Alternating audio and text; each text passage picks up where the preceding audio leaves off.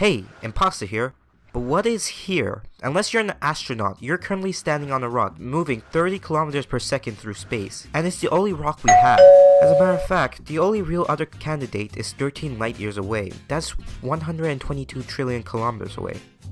Our actions, however, do not reflect that. Our blatant disregard for our planet's well-being would make us look suicidal. No, our habits wouldn't kill the planet, but it'd definitely kill a lot of humans. It seems humans are always doing something wrong, from global warming to ocean acidification. However, we need to look at a less known problem: plastic pollution. Plastic pollution involves the accumulation of plastic products in the environments that harmfully affects wildlife habitat, or humans. Now there's two categories of plastic. They're known as microplastics and macroplastics. Microplastics are often referred to as nurdles. They're used to make new plastic products, but easily end up in the environment. These microplastics tend to end up in the ocean through streams and rivers. Since nurdles are so small, filter-feeding organisms tend to consume them and get sick. Macroplastics are much worse, however.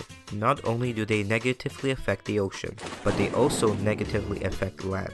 When microplastics are on land, not only do they take over 1,000 years to decompose, but they leave landfills. These landfills seep harmful chemicals into the surrounding soil, but they also tend to end up in the ocean as well. Through this, there's around 100 million tons of plastic floating around in the ocean. Well, humans must be doing something about this, right? We've all heard the 3 R's before: reduce, reuse, recycle. However, sadly, a vast majority of plastics are never recycled. Not because we aren't properly recycling them, but when they do end up at recycling plants, a majority of plastics are rejected. This is because there's a lot of different types of plastics out there, all with different chemical compositions. If two very different compositions are melted together and mixed together, they are no longer usable as plastics. Only 2 types of plastics are routinely recycled: polyethylene triphthalate and high-density polyethylene. All this really comes down to is money. Landfills cost $2 million to operate on average. Best options would be anaerobic digestions and plasma gasifications. Anaerobic digestions are microorganisms that break down biodegradable plastics, and plastic gasification